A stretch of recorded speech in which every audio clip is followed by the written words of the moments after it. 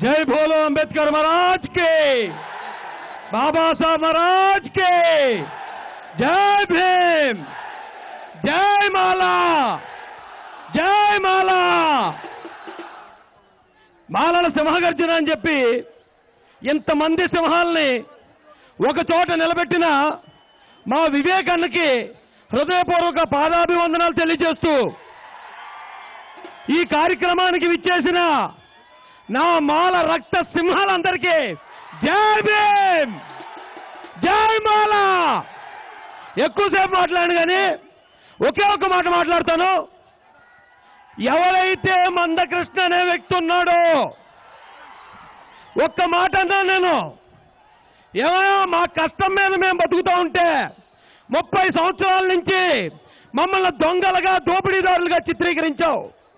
నీ అబ్బ సొత్తేమన్నా కొట్టేశావా, నీ బాబు సొత్తేమన్నా దొబ్బేశావా అని నేను అడిగితే చాలా మంది మా దగ్గర ఎంత కత్తి ఉంది అంత కత్తి ఉందని ఫోన్లు చేస్తారండి నాకు. పేష్వా రాజుల కత్తులకే భయపడని వంశం నుంచి వచ్చిన వాళ్ళు, నీ బొకడా కత్తులకు భయపడే వాళ్ళం కాదు.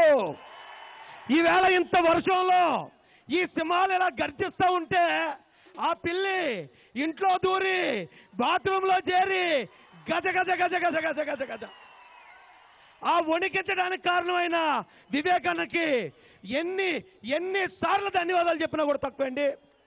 ఈ మాలలు మాల కన్నెమనడి దగ్గర నుంచి మొన్న జరిగిన మార సైన్య యుద్ధం వరకు ఈ రోజుకి భారత సైన్యంలో మార రెజిమెంట్ పేరుతో మాలలు ఈ దేశాన్ని కాపాడుతున్నారు.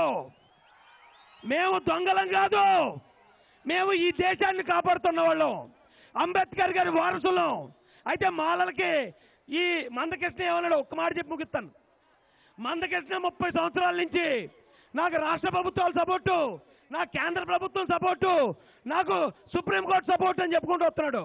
నీకు ఇంతమంది సపోర్ట్ ఉన్నా నిన్న 30 సంవత్సరాల నుంచి రోడ్ల మీద ఎక్కిస్తున్నది ఈ మాల జాతి సింహాలు. నీకు ఈ దేశం అంతా సపోర్ట్ ఉండొచ్చు, నాకు నా బాబాసాహెబ్ అంబేద్కర్ ఇచ్చిన రాజ్యాంగం సపోర్ట్ ఉంది. అందుకే ఈ 30 సంవత్సరాల నుంచి నిన్ను రోడ్ల మీద ఎక్కిస్తున్నావు.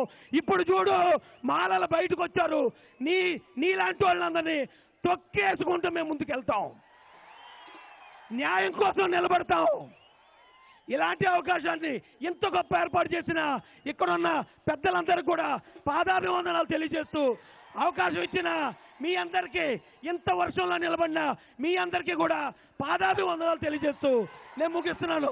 జై భీమ్, బోలో అంబేద్కర్ మహారాజ్ కి, బాబా సాహెబ్ మహారాజ్ కి, జై మాలా, జై మాలా. ఢిల్లీ నుండి వచ్చిన థ్యాంక్ యూ సోదరా. ఇప్పుడు ఢిల్లీ నుండి వచ్చిన రాజేంద్ర గోపాల్ మన యొక్క అతిథి గారిని మాట్లాడవలసిందా. దయచేసి వర్షం ఆగిపోయింది కనుక అక్కడ దూరంగా ఉన్న వాళ్ళందరూ ప్లీజ్ దగ్గరికి రండి. ఎక్స్ మినిస్టర్ మనం అందరం కలిసి ముంగటుంటేనే బాగుంటుంది. ఇటు సైడ్ రండి. అవతల ఏమనుకుంటారంటే దయచేసి మీడియా మిత్రులందరికీ విజ్ఞప్తి,